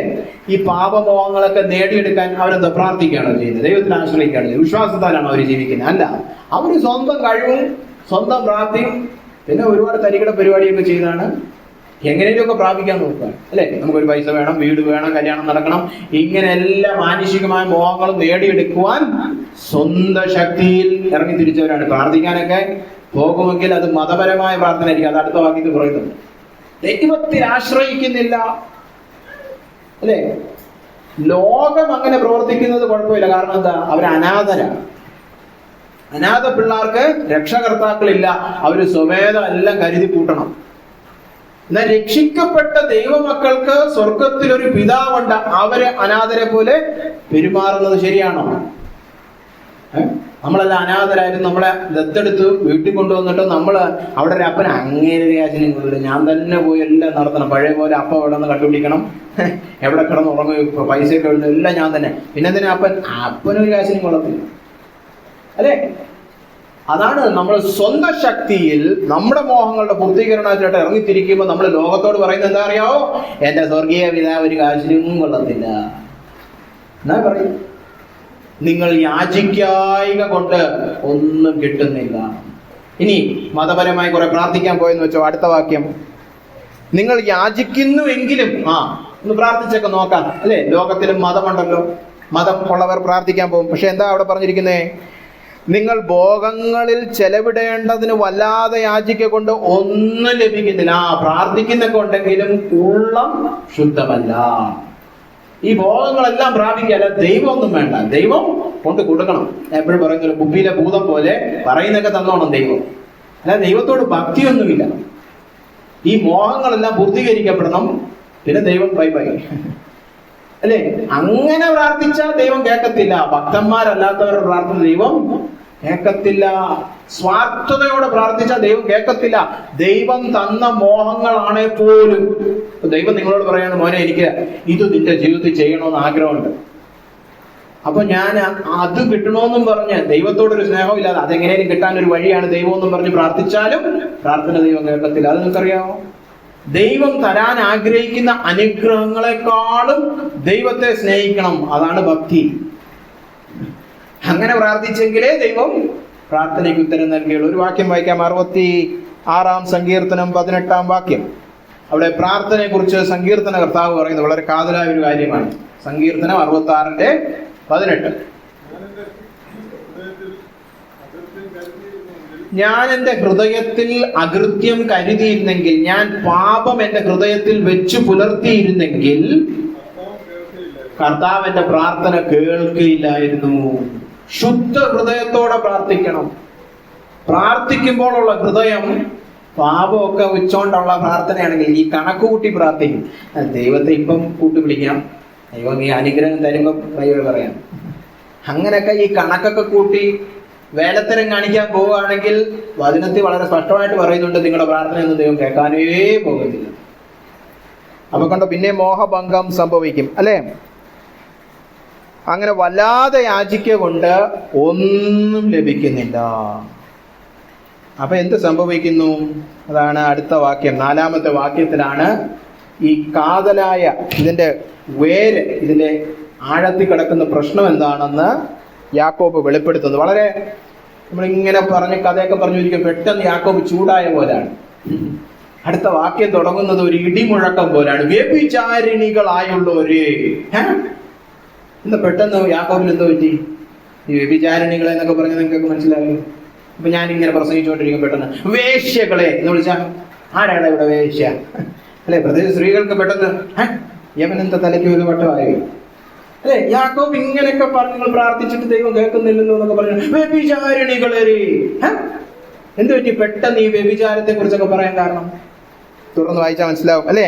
വ്യഭിചാരിണികളായുള്ളവരെ, 4-ാം വാക്യം, ലോകസ്നേഹം ദൈവത്തോട് ശത്രുത്വമാകുന്നു. അയ്യോ, ഇതിലെവിടാ ലോകസ്നേഹം അല്ലെ? മോഹങ്ങൾക്ക് വേണ്ടി കാംക്ഷിക്കുന്നു, അതിന്റെ പൂർത്തീകരണത്തിന് വേണ്ടി, പിന്നെ നടക്കാത്തോണ്ട് പ്രാർത്ഥിക്കുന്നു അല്ലെ. ഇതിലെവിടാ ലോകം അല്ലെ? നിങ്ങൾക്ക് തോന്നിയിട്ടില്ല ഈ വേദഭാഗം വായിച്ചപ്പം? വേദഭാഗം വായിച്ചിട്ടുള്ളവരെങ്കിലും ഉണ്ട്. ഇതിലെവിടെ ലോകം? ലോകം എവിടാന്നറിയാവോ? മോഹങ്ങളുടെ പൂർത്തീകരണത്തിനായിട്ട് ഇവർ തിരഞ്ഞെടുത്ത പാതയിലുണ്ട്. ഇവരുടെ പാത എന്താണ്? എങ്ങനെയും മോഹം നിവർത്തിക്കപ്പെടണം. അതിന്റെ വഴിയൊന്നും പ്രശ്നമില്ല. ഇംഗ്ലീഷിൽ പറയും ഹുക്ക് ഓർ ക്രൂക്ക്. ഏത് തട്ടിപ്പും വെട്ടിപ്പിലൂടെ നമുക്ക് നമ്മുടെ മോഹം നടന്നു കിട്ടണം, അത്രേ ഉള്ളൂ. പിന്നെ വേണം ദൈവത്തെയും കൂട്ടുപിടിക്കുക, അല്ലെ? ചിലപ്പോൾ നമ്മൾ ഈ സഭയിലൊക്കെ ചില ആന്റിമാരും പറയും, എന്റെ മോൻ സ്നാനപ്പെടാൻ വേണ്ടി പ്രാർത്ഥിക്കും. സ്നാനപ്പെടാൻ വേണ്ടി ഒന്നും പ്രാർത്ഥിക്കാൻ പറ്റില്ല, അവൻ രക്ഷിക്കപ്പെടാൻ വേണ്ടി പ്രാർത്ഥിക്കാം. എന്തിനാ മോൻ സ്നാനപ്പെടണ്ടേ? അവന്റെ കല്യാണം നടത്തണം, കല്യാണത്തിന് എല്ലാവരും ചോദിക്കുന്നു സ്നാനം വേണോ. അല്ലാതെ അവൻ സ്വർഗത്തിൽ പോകാനും ദൈവത്തോട് അടങ്ങാനും ഒന്നുമല്ല. സ്വന്തം കാര്യം ലബ്ധി, എന്റെ ആഗ്രഹങ്ങളൊക്കെ നടക്കണം, അതിന് വേണേൽ പ്രാർത്ഥിക്കാം, അതിന് വേണേൽ കൂട്ടുപിടിക്കാം, സഭയെ വരാം, എന്തും ചെയ്യാം. പക്ഷെ ഉള്ളിന്റെ ഉള്ളിൽ ഇരിപ്പ് എന്താണ്? എന്റെ സ്വന്തം ഹിതം നടക്കണം. അങ്ങനെ ചിന്തിച്ച് നടക്കുന്നവരാണ് ലോകം. ലോകം എന്താ പറയുന്നത്? എന്റെ ഹിതം നിറവേറട്ടെ. ഭക്തന്മാരെന്താ പറയുന്നത്? കർത്താവേ നിന്റെ ഹിതം നിറവേറട്ടെ. രണ്ടുപേരും പ്രാർത്ഥിക്കും. ലോകത്തിലെ മതത്തിലുള്ളവരും പ്രാർത്ഥിക്കും, ഭക്തന്മാരും പ്രാർത്ഥിക്കും. പ്രാർത്ഥനയുടെ ഉള്ളിലിരിപ്പ് വ്യത്യാസം. ലോകം പ്രാർത്ഥിക്കുന്നത് എങ്ങനെയൊക്കെ മോഹങ്ങൾ നടന്നു കിട്ടണം, ഇവിടെ അല്ലെങ്കിൽ അവിടെ. അല്ലെ, ചിലരൊക്കെ പറയാറുണ്ട്, ഇവിടെയും വരും അവിടെയും പോകും, അവിടെ പോയി മെഴുകുതിരിയും കത്തിക്കും, ഇവിടെയും വരും, എങ്ങനെ ഏതെങ്കിലുമൊക്കെ കിട്ടുമല്ലോ, അല്ലെ? ഇപ്പൊ നമ്മുടെ സഹോദരൻ ഭാവിക്ക് വേണ്ടി പ്രാർത്ഥിക്കുന്നു പറയല്ലോ, 3-4 ഇന്റർവ്യൂ എടുത്ത് വെച്ചിട്ടുണ്ട്, ഏതെങ്കിലും ഒന്ന് കിട്ടുമല്ലോ, അല്ലെ? അങ്ങനെ നമ്മൾ അല്ലെ കല്യാണം കഴിക്കാൻ നേരം 3-4 ആലോചനകളൊക്കെ നോക്കും, ഏതാണോ നടക്കുന്നത് നടക്കുന്നത് എന്ന് പറഞ്ഞാൽ ദൈവവും ഒരു 3-4 എണ്ണത്തേക്ക് പിടിച്ചാലേ ഏതെങ്കിലും ഒരു ദൈവം സഹായിച്ചാൽ സന്തോഷം. യേശു തന്നെ ആവണമെന്നൊന്നുമില്ല. ആരാണ് ഉത്തരം തരുന്നത്? ആരുടെ അങ്ങ് പോവാം ഉണ്ടോ? അത് ലോകമാണ്. ഭക്തന്മാരുടെ ഭക്തിയല്ല. സ്വന്തം കാര്യ ലബ്ധിക്ക് വേണ്ടി ചുമ്മാ ദൈവത്തെ കൂട്ടുപിടിക്കലല്ല ഭക്തി. ഭക്തന്മാരും ആവശ്യങ്ങൾക്ക് വേണ്ടിയും ആഗ്രഹങ്ങൾക്ക് വേണ്ടിയും പ്രാർത്ഥിക്കും, പക്ഷെ ഉദ്ദേശം വ്യത്യാസമാണ്. ചുമ്മാ ദൈവത്തെ കൂട്ടുപിടിച്ച് പറ്റിക്കൽ പരിപാടിയല്ല. ഭക്തന്മാർ ദൈവത്തോടാണ് ആത്യന്തികമായ സ്നേഹം. അനുഗ്രഹത്തെക്കാളും ദൈവം പറഞ്ഞ ആഗ്രഹ നിവൃത്തിയെക്കാളും ദൈവത്തെ സ്നേഹിക്കുന്നവരാണ് ഭക്തി. അത് ഇതിന്റെ മൂലകാരണമായിട്ട് ഒളിഞ്ഞു കിടക്കുന്നത് കൊണ്ടാണ് പെട്ടെന്ന് അത് വെളിപ്പെടുത്തിക്കൊണ്ട് യാക്കോബ് അവരെ ശാസിക്കുന്നത്, വ്യഭിചാരിണികളെ, നിങ്ങളുടെ ഉള്ളിൽ ദൈവത്തോട് മാത്രം കൂറില്ല. എന്താ ഈ വ്യഭിചാരിണി? വ്യഭിചാരിണി എന്ന് പറഞ്ഞാല് ഒരു ഭർത്താവിനെ കല്യാണം കഴിച്ചിട്ട് പല ആണുങ്ങളുടെ കൂടെ പരസംഗം ചെയ്യുന്നതിനാണ് വ്യഭിചാരം എന്ന് പറയുന്നത്. ബൈബിളിൽ ഒരുപാടുണ്ട്. ഈ വാക്ക് ഉപയോഗിക്കാത്ത ബുക്കുകളില്ല ശരിക്കും പറഞ്ഞാൽ. പഴയ നിയമത്തിൽ പ്രത്യേകിച്ച് പ്രവാചകന്മാരുടെ ഒരു സ്ഥിരം വാക്കാണിത്. കാരണം എന്താണ്? ദൈവം, നമ്മുടെ ദൈവം, അബ്രഹാമിന്റെ, ഇസ്ഹാക്കിന്റെ, യാക്കോബിന്റെ ദൈവം, യേശു ക്രിസ്തുവിൽ വെളിപ്പെട്ട സ്വർഗീയ ദൈവം തന്റെ ജനത്തോട് എങ്ങനെ ഇടപെടുന്നത്? ഉടമ്പടി ബന്ധത്തിലൂടെയാണ് ഇടപെടുന്നത്. അല്ലാതെ മതപരമായ കുറെ എന്തെങ്കിലുമൊക്കെ ഈ ആചാരങ്ങളിലൂടെ അല്ലെ. ഇപ്പൊ നമ്മളൊരു ആചാരത്തിന് പോയാൽ ചിലപ്പോൾ ആ ദൈവം നമ്മളെ കടാക്ഷിക്കും എന്നൊക്കെ നമ്മുടെ നാട്ടിൽ പറയാറുണ്ട്. ഒരു പൂജ ചെയ്യാം അല്ലെ, ആ ദൈവമായിട്ട് ബന്ധമൊന്നും വേണ്ട, അതിന് പോയി അതിന് സംബന്ധിച്ചു അല്ലെ. പള്ളിയിലും ഉണ്ട് അങ്ങനത്തെ പ്രാർത്ഥനകളൊക്കെ, സമുദായ പള്ളിയിലൊക്കെ പോയി മെഴുകുതിരി കത്തിച്ചു, കുരിശടി പോയി അല്ലെ, വഴി കൂടെ പോകുമ്പോഴൊക്കെ കുരിശടി പോയി. ആ ദൈവമായിട്ടൊരു ബന്ധമൊന്നും വേണ്ട, കുരിശടി പോയി മെഴുകുതിരി കത്തിച്ചവൻ ഒന്നേ മാർക്ക് അല്ലെ. ഇതങ്ങനല്ല. വചനത്തിൽ എങ്ങനെയാണ്? ഉടമ്പടി ബന്ധമാണ്. ഉടമ്പടി ബന്ധം എന്ന് പറയുമ്പോൾ പിന്നെ നമുക്ക് മനസ്സിലേക്ക് വരുന്ന വേറൊരു ഉടമ്പടി ബന്ധം ഏതാണ്? വിവാഹം.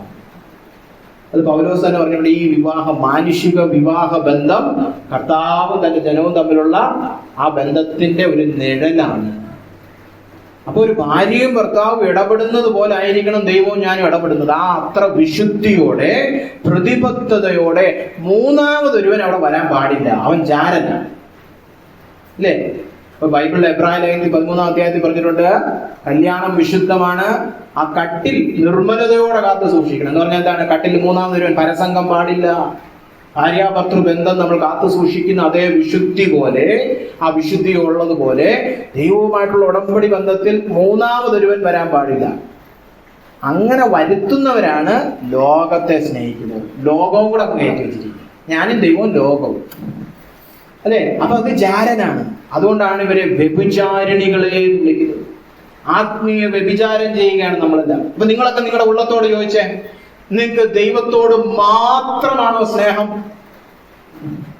പരിപൂർണമായിട്ട് ദൈവത്തെ മാത്രം സ്നേഹിക്കുകയാണോ? ദൈവം പ്ലസ് ലോകം പ്ലസ് എന്റെ മോഹം പ്ലസ് പിന്നെ എന്റെ വീട്ടിലുള്ളവർ പ്ലസ് അല്ലെ. പിന്നെ നീട്ടണം, പിന്നെ അൽത്താരയുടെ വീതി കൂട്ടണം, പിന്നെ അല്ലെ. നമുക്ക് പരസംഗത്തിന്റെ ബഹളമാണ് നമ്മൾ.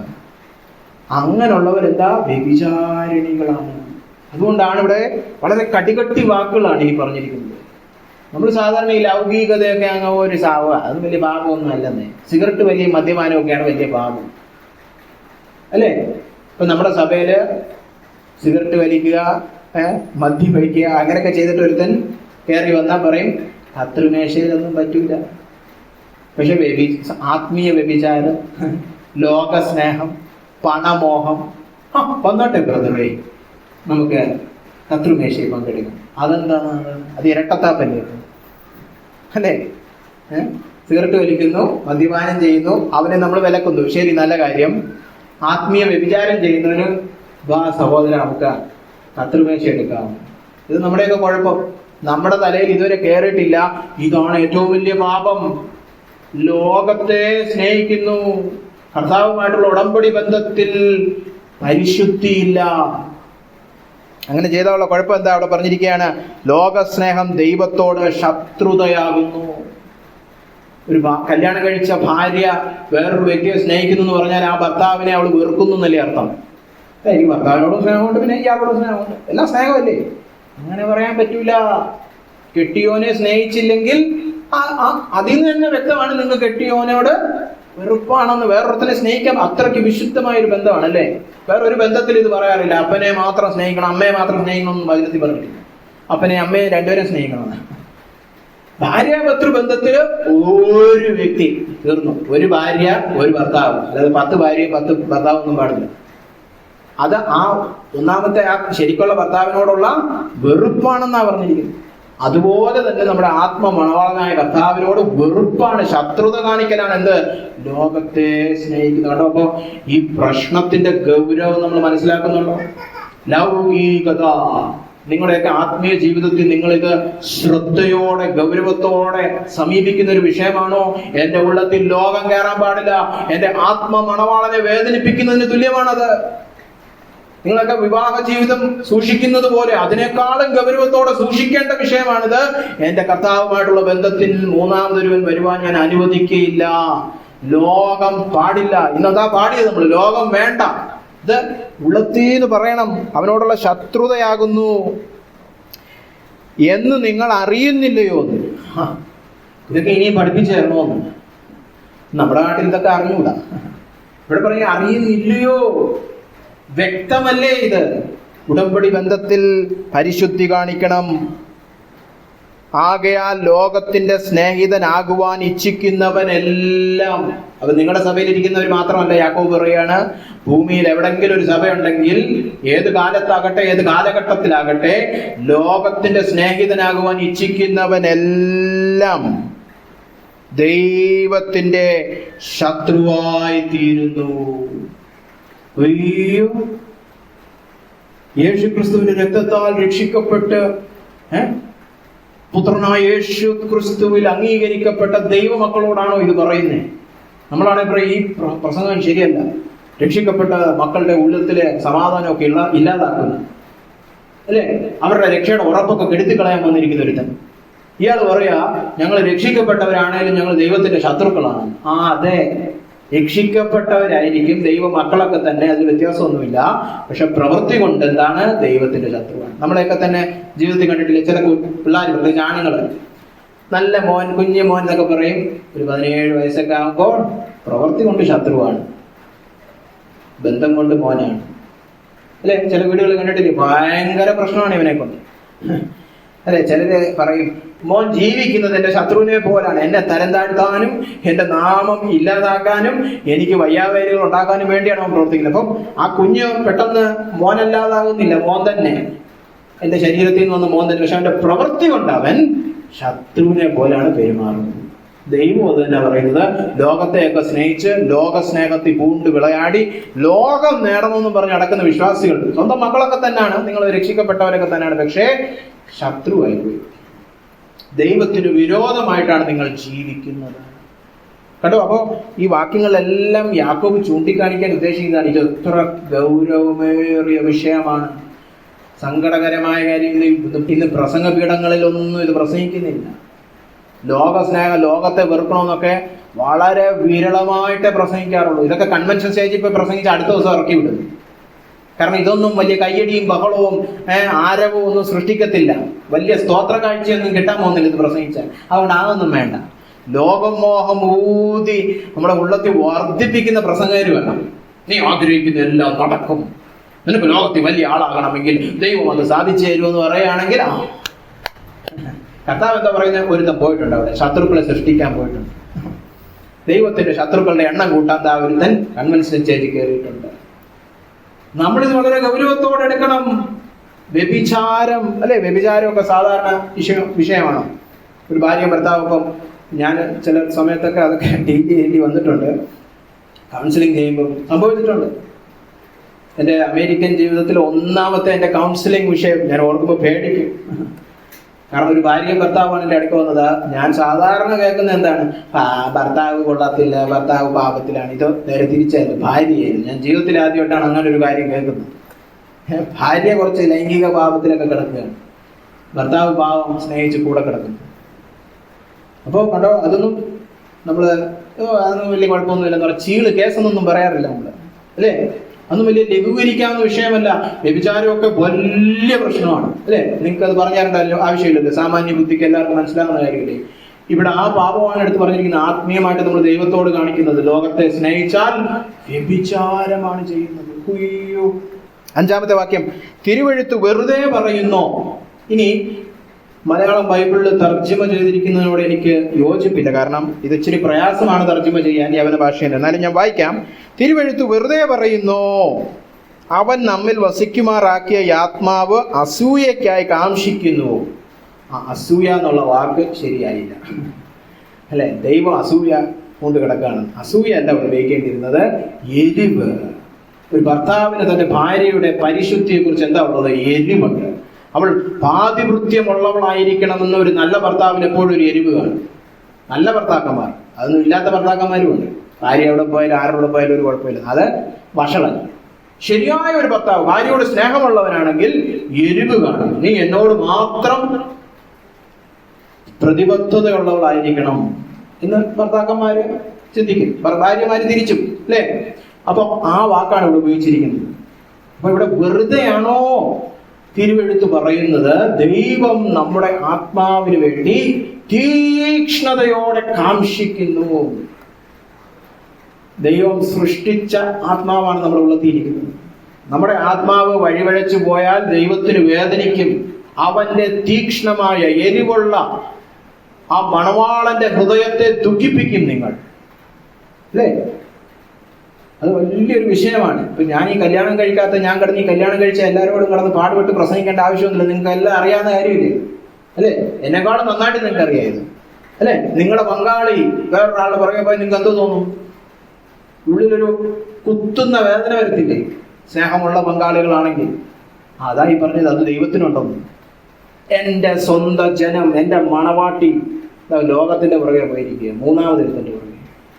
അപ്പോൾ ദൈവത്തിനുണ്ടാകുന്ന വേദനയാണ് അവിടെ പറഞ്ഞിരിക്കുന്നത്. അത് തിരുവെഴുത്തിൽ പറഞ്ഞിരിക്കുന്നത് ചുമ്മാതാണെന്നാണോ നിങ്ങൾ വിചാരിച്ചു വെച്ചിരിക്കുന്നേ? അതാണ് ആ വാക്യം.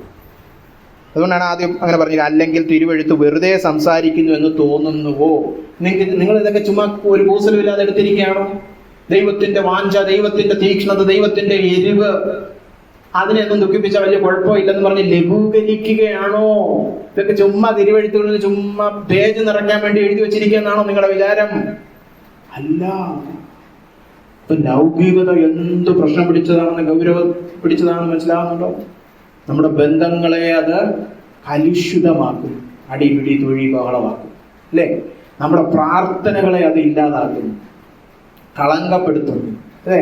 നമ്മള് തെറ്റായ പാപത്തിൻ്റെതായ ആഗ്രഹങ്ങളൊക്കെ വെച്ച് പ്രാർത്ഥിക്കും, ദൈവത്തെ മുതലെടുക്കാൻ വേണ്ടി പ്രാർത്ഥിക്കും, പ്രാർത്ഥന ഇല്ലായ്മ ചെയ്യുന്നു, അല്ലെ?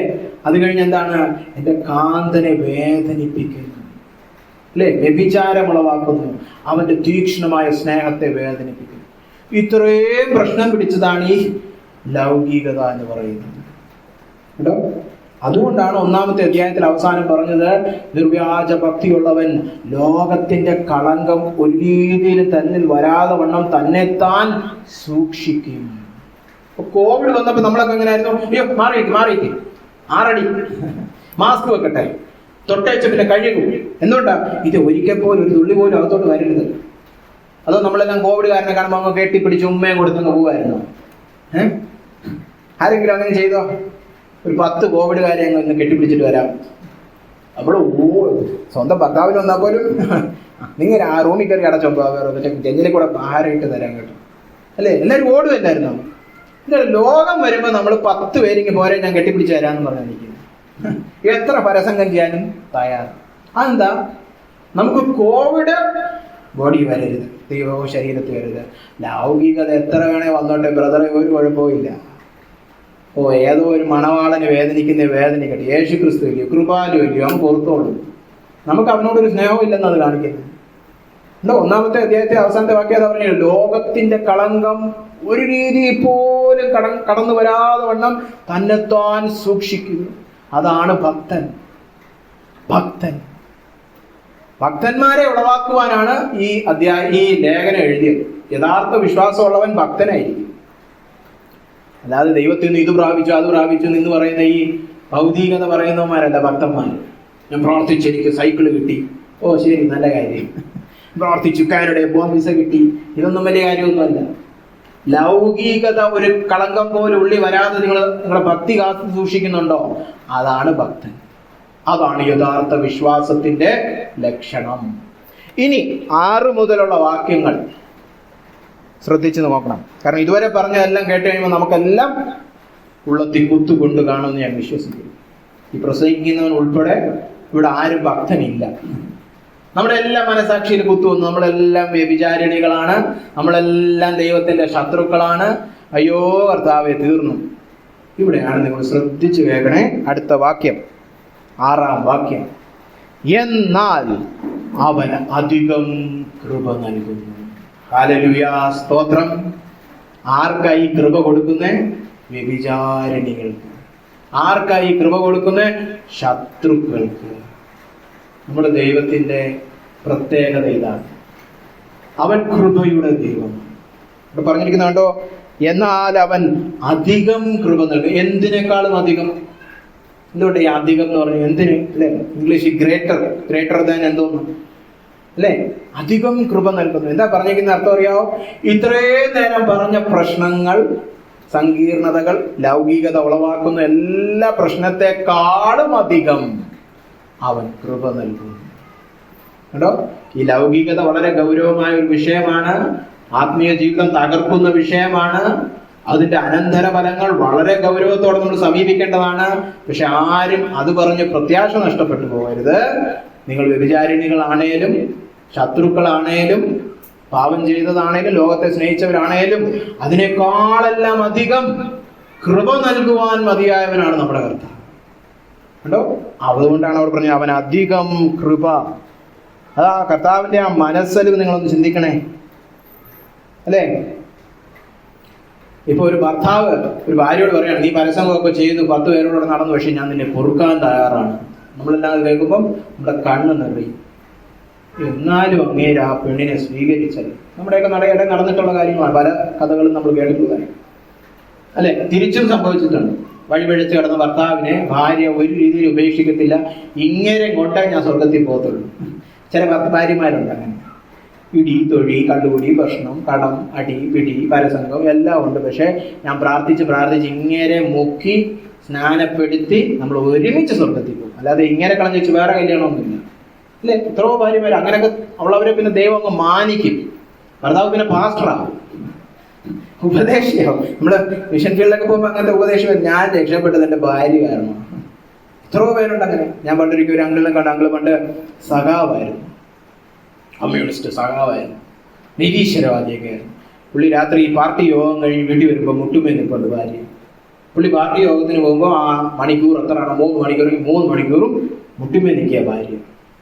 പ്രാർത്ഥിച്ച് പുള്ളി രക്ഷിക്കപ്പെട്ട് പുള്ളി പള്ളിയിലച്ഛനായി. പള്ളിയിലച്ഛനൊക്കെ പട്ടമൊക്കെ വിട്ട് പാസ്റ്ററായി, ഉപദേശിയായി. ഭാര്യ മരിച്ചു പോയിട്ടും പിന്നെ അനേക വർഷങ്ങൾ സുവിശേഷകനായി. കഴിഞ്ഞ വർഷം മരിച്ചു പോയി. അനുഗ്രഹീതനായ ഒരു അങ്കിള്. ഇപ്പൊ കണ്ടോ ഭാര്യയുടെ സ്നേഹം. അപ്പൊ ഭാര്യ ഭർത്താക്കന്മാരും പോലും നമ്മളിത് കാണുമ്പോൾ നമ്മുടെ മനസ്സലിയും. അതിനേക്കാളും 100 ഇരട്ടിയാണ് ഈ പറഞ്ഞിരിക്കുന്നത്. തൻ്റെ രക്തം ചീന്തി വിലക്കെടുത്ത തൻ്റെ ഭാര്യ തന്നെ പരസംഗം ചെയ്ത് വേദനിപ്പിച്ചു. അങ്ങനെ ഒരു ഭർത്താക്കന്മാരും ഇല്ല. രക്തം അല്ലേ?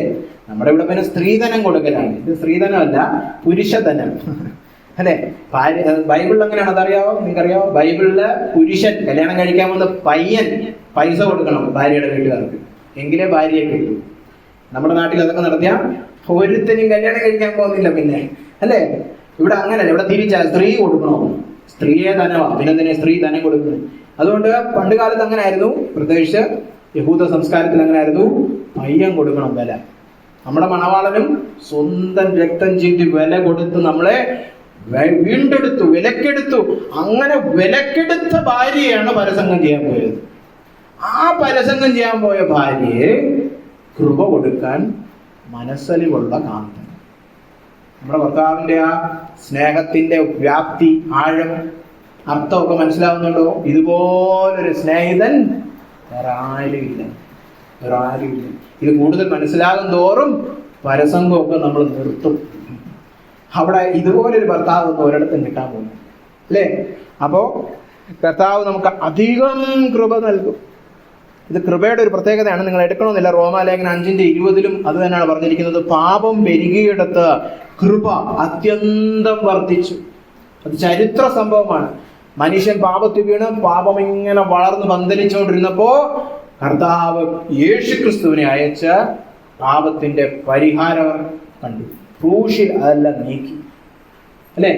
ഏത് മനുഷ്യനും രക്ഷിക്കപ്പെടാം. എത്ര കോടാനുകോടി മനുഷ്യന് രക്ഷിക്കപ്പെടുവാൻ ഈ ഒരൊറ്റ രക്തം മതി. അത്ര മതിയായ യാഗമാണ് കർത്താവ് കാൽവറി ക്രൂശിൽ നമുക്ക് വേണ്ടി സഹിച്ചത്. കേട്ടോ? അല്ലാതെ ഒരു 100 പേരെ രക്ഷിച്ചു, ഇനി രക്ഷിക്കാൻ രക്തമില്ല കേട്ടോ. അങ്ങനെ ഒരിക്കലും കർത്താവ് ഇനിയും പോരട്ടെ. എല്ലാ മനുഷ്യർക്കും രക്ഷിക്കപ്പെടുവാൻ മതിയായ ഒരു യാഗം. അതാണ് അവിടെ പറഞ്ഞത്. പാപം പെരുകിയെടുത്ത് കൃപ അത്യന്തം വർദ്ധിച്ചു. അങ്ങനെ ദൈവം കൃപ കൊടുക്കുന്നവനാണ്. പക്ഷെ ഇനിയാണ് മനസ്സിലാക്കേണ്ട കാര്യം, ആർക്കാ ഈ കൃപ ലഭിക്കുന്നത്? വ്യഭിചാരിയായിട്ടും വ്യഭിചാരിണിയായിട്ടും ലോകത്തിൽ കിടക്കുന്ന ശത്രുവിനൊക്കെ കൃപ കിട്ടുമെന്നാണോ? അങ്ങനെ വ്യഭിചാരിണിയായവരും ലോകത്തിന്റെ പുറകെ പോയി ദൈവത്തിന്റെ ശത്രുവായവരും എന്ത് ചെയ്താലാ കൃപ ലഭിക്കുന്നേ? അടുത്ത വാക്യം, ദൈവം നിഗളികളോട് എതിർത്ത് നിൽക്കുകയും താഴ്മയുള്ളവർക്ക് കൃപ നൽകുകയും ചെയ്യും. അപ്പൊ അധികം കൃപ ദൈവത്തിന്റെ കയ്യിലുണ്ട്. ഏത് വ്യഭിചാരിണിയും പൊറുക്കുവാൻ ദൈവം മനസ്സറിവുള്ളവനാണ്. പക്ഷെ എന്ത് വേണം? താഴ്മ വേണം. ദൈവത്തിന്റെ മുമ്പിൽ താഴണം. അത് എങ്ങനെ താഴേണ്ടതെന്നുള്ളത് ഇനിയുള്ള വാക്യങ്ങളിൽ പറഞ്ഞിരിക്കുന്നതാണ്. അനുതാപം വരണം, മാനസാന്തരപ്പെടണം. അതാണ് താഴുക എന്ന് പറഞ്ഞു കഴിഞ്ഞാൽ. നമ്മുടെ വേദഭാഗം ആ 10ാമത്തെ വാക്യം അവസാനിക്കുന്നത് അങ്ങനെയാണ്. ദൈവത്തിന്റെ സന്നിധിയിൽ, കർത്താവിന്റെ സന്നിധിയിൽ താഴ്വീൻ. അപ്പൊ ഇവിടെ പറഞ്ഞത് ദൈവം താഴ്മയുള്ളവർക്ക് കൃപ നൽകും. പിന്നെ അവസാനം പറഞ്ഞിരിക്കുകയാണ്, ഇങ്ങനെ നിങ്ങൾ കർത്താവിന്റെ സന്നിധിയിൽ താഴണം. ഇത് രണ്ടിന്റെ ഇടയിലാണ് അനുതാപം കിടക്കുന്നത്. അപ്പൊ എങ്ങനെ താഴണം?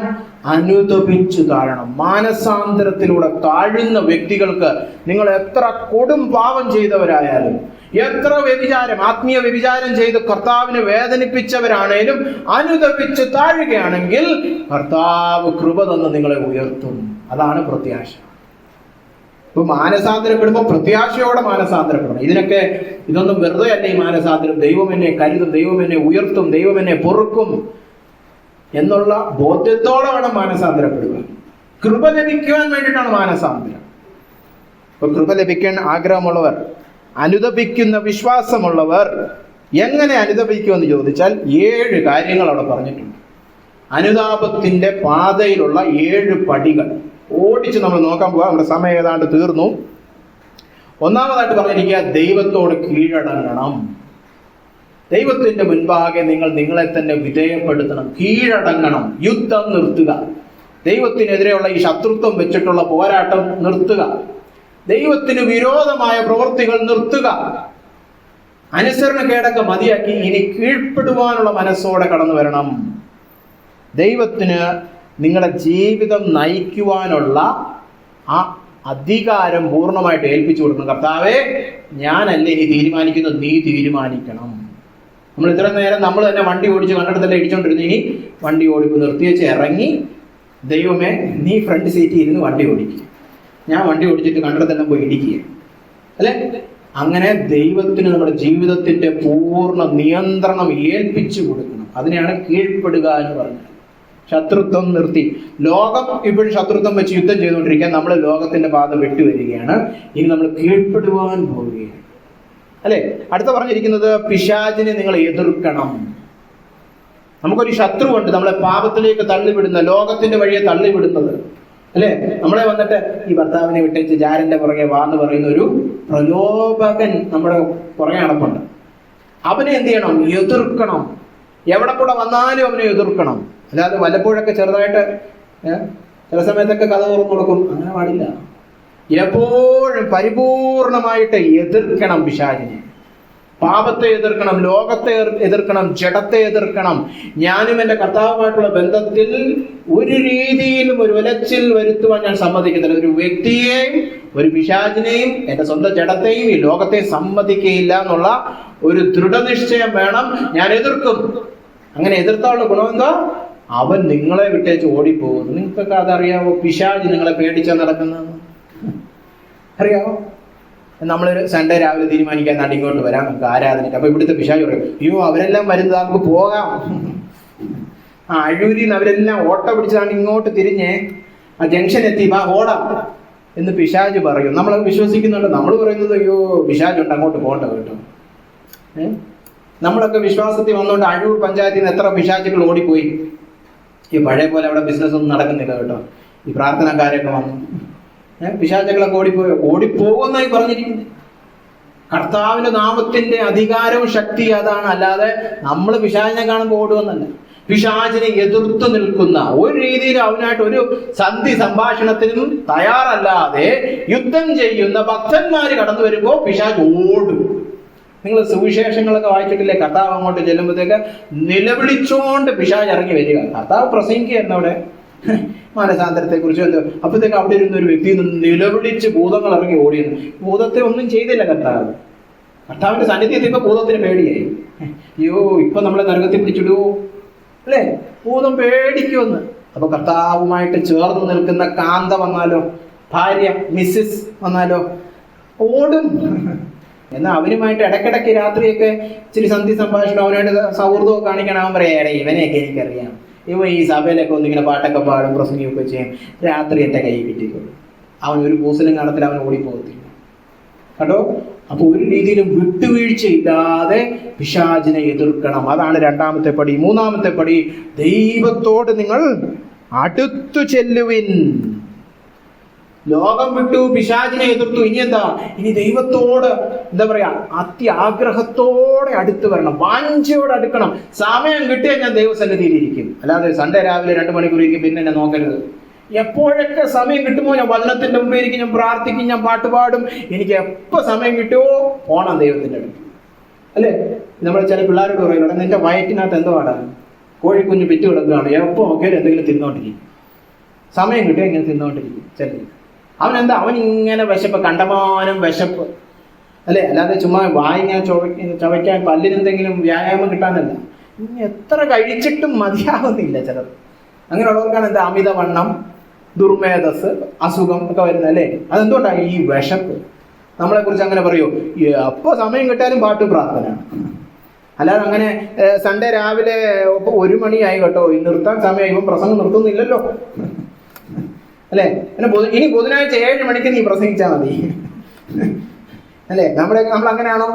അതോ സമയം കിട്ടുമ്പോ ആരും വന്നില്ലേലും ഞാൻ ഇരുന്ന് പ്രാർത്ഥിക്കും, ആരില്ലേലും എനിക്ക് ദൈവസന്നിധി വാങ്ങിക്കാൻ അതിയായ അഭിനിവേശം. നേരത്തെ പറഞ്ഞ പോലെ ഭോഗം എന്നൊക്കെ പറഞ്ഞ പോലെ എനിക്ക് ഭയങ്കര ഭോഗം, എനിക്ക് ഭയങ്കര താല്പര്യം ദൈവസന്നിധി പോകണം, എനിക്ക് അടുക്കണം അവനോട്. ഞാൻ ലോകം വിട്ടു, എനിക്ക് എൻ്റെ ദൈവത്തിൻ്റെ അടുക്കണം. കല്യാണം കഴിച്ച പെണ്ണുങ്ങൾ അങ്ങനല്ലേ? ഭർത്താവിൻ്റെ അടുത്ത് പോകണം, ഭർത്താവിൻ്റെ അടുത്ത് പോകണം. എപ്പോഴാണ് വീഡിയോ കോള്, അല്ലേ? ഇപ്പൊ അതൊക്കെയാണല്ലോ വീഡിയോ കോളും കാര്യം. എപ്പോഴാണ് വീഡിയോ കോൾ ചെയ്യുന്നത്? ഇച്ചായും വിളിച്ചില്ലല്ലോ, എനിക്ക് എപ്പോഴും അവിടെ പോകണം, എപ്പോഴും മെസ്സേജ് ഇടണം, ഇന്ന് ഇത് കടന്നു അത് കടന്നു, അല്ലേ? അവർക്ക് പിരിയാൻ മനസ്സില്ല. നമ്മൾ പറയും ഭയങ്കര പ്രേമം എന്നൊക്കെ പറയും. ഇതായോടെ പറഞ്ഞിരിക്കുന്നത് കർത്താവിനോട് അടുപ്പം. എപ്പോ സമയം കിട്ടിയാൽ ഞാൻ ദൈവസന്നിധി പോകും. അങ്ങനെ നമ്മൾ അടുക്കണം അവനോട്. അങ്ങനെ അടുത്തുള്ള ഗുണം എന്താ? അവൻ നിങ്ങളോട് അടുക്കും. നമ്മൾ സാധാരണ തുടങ്ങി ഇങ്ങനെ പ്രാർത്ഥിച്ച് ബലം പിടിച്ച് വ്യായാമമൊക്കെ ചെയ്ത് എങ്ങനെയും സ്വർഗീയ സാന്നിധ്യം ഒന്ന് കിട്ടിയെങ്കിലും ഇത് കണ്ടോ, ഇത് ദൈവത്തിന് നിങ്ങളോട് വരണമെന്ന്. എപ്പോൾ സമയം കിട്ടിയാലും എനിക്ക് നിങ്ങളോട് ഇരിക്കണമെന്ന് ദൈവം പറഞ്ഞാൽ എങ്ങനെ ഇരിക്കും? ഒരു 5 മിനിറ്റ് കൊണ്ട് ഞാൻ പോയി സഹോദരനോട് ഇരിക്കട്ടെ. ഇത് ദൈവം നമ്മളെ കുറിച്ച് പറയും, എനിക്ക് അവനോട് ഇരിക്കണം. ദൈവവും വാഞ്ചയോടെ നമ്മളോട് അടുക്കുമെന്ന്. നമ്മൾ ഈ മറ്റേ 10 മിനിറ്റ് പ്രാർത്ഥിച്ച് സ്വർഗീയ ആനന്ദം ഈ കൈയൊക്കെ കുട്ടി ഉണ്ടാക്കേണ്ട ആവശ്യമൊന്നുമില്ല. ദൈവം എന്താ ഇങ്ങനെ ഇരിക്കുമ്പോഴേ അവിടെ ഉണ്ട് ദൈവം.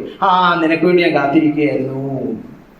കേട്ടോ, നമ്മൾ അതിവാഞ്ചയോടെ ദൈവത്തോട് അടുക്കും, ദൈവം അതിവാഞ്ചയോടെ നമ്മളോട് അടുക്കും. നല്ല സന്തോഷമുള്ള ദൈവിക സംസർഗം. അടുത്ത പടി, 4-ാമത്തെ പടി ഇതാണ് അവിടെ പറഞ്ഞിരിക്കുന്നത്. പാപികളെ കൈകളെ വെടുപ്പാക്കുവിൻ. കൈകൾ ബാഹ്യമായ പ്രവൃത്തികൾ, അതിനെയാണ് അത് സൂചിപ്പിക്കുന്നത്. എന്ത് ചെയ്യണം? ബാഹ്യമായിട്ട് ലോകവുമായിട്ട് നമ്മൾ ചേർന്ന് ചെയ്ത ബന്ധങ്ങളിൽ നമ്മൾ ബാഹ്യമായി ചെയ്ത പ്രവൃത്തികൾ, പാപപ്രവൃത്തികൾ നമ്മൾ എന്ത് ചെയ്യണം? കളയണം, വിട്ടുകളയണം. അത് ഏതൊക്കെ രീതിയിൽ നമ്മൾ ദൈവവുമായിട്ട് മാറി നടന്നോ, അത് ചിലപ്പോൾ ഒരു ബന്ധമായിരിക്കും, ഒരു സൗഹൃദമായിരിക്കും, ഒരു TV ആയിരിക്കും, ഒരു മൊബൈലായിരിക്കും. എന്താണോ മുറിച്ച് കളയേണ്ടത് അത് മുറിച്ച് കളയണം. നിങ്ങളെ പാപത്തിലേക്ക് നയിക്കുന്നത് എന്താണോ അത് മുറിച്ച് കളയണം.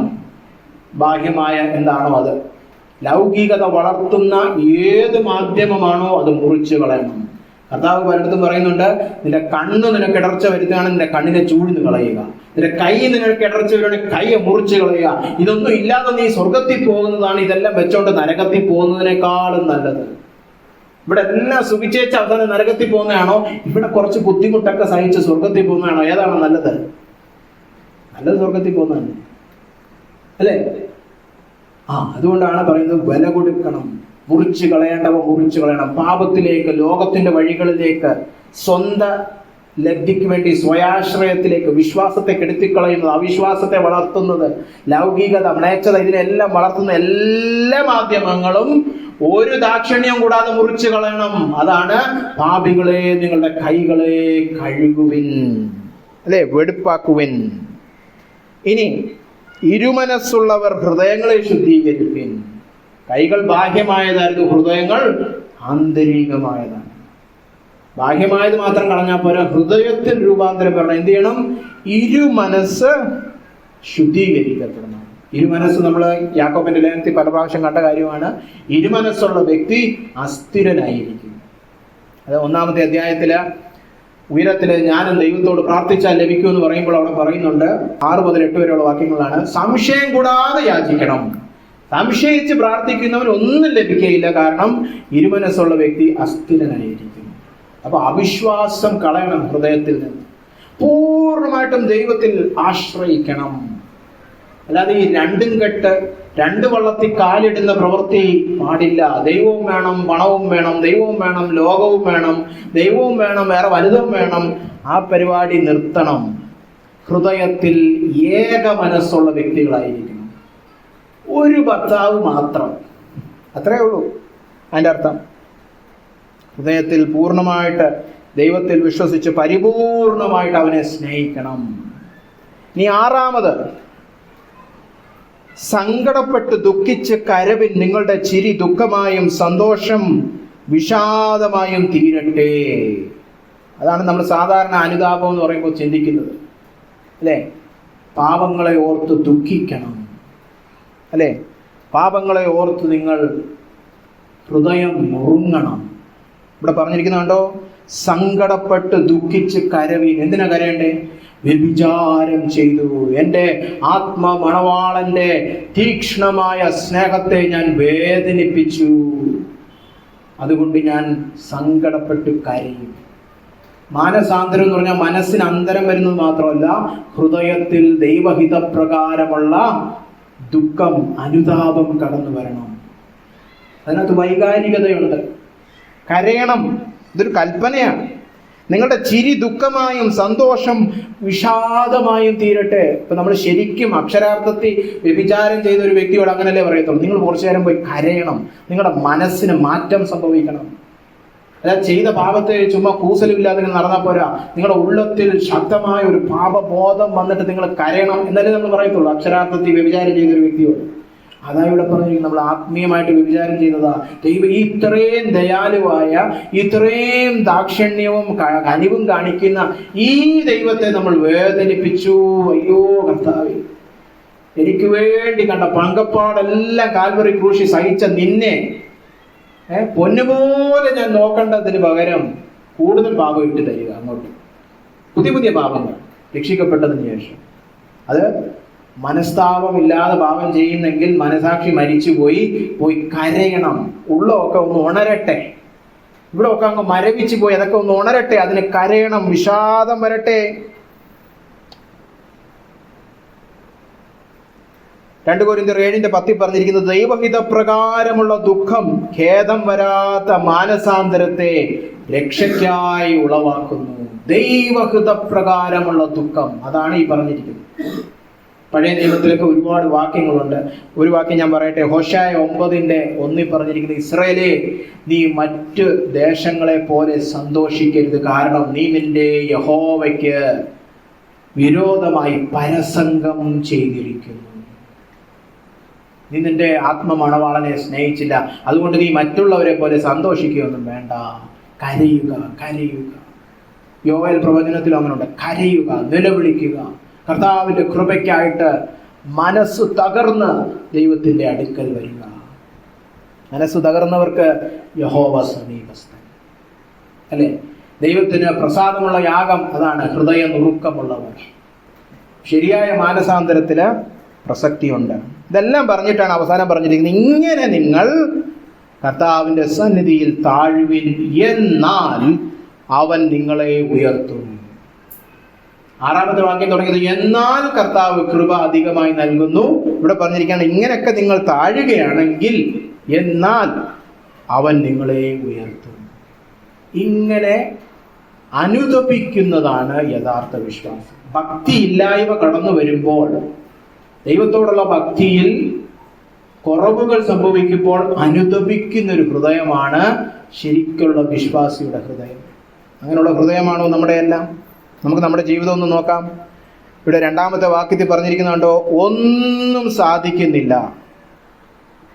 മോഹങ്ങളൊക്കെ ഉണ്ട്, പക്ഷെ ഒന്നും സാധിക്കുന്നില്ല.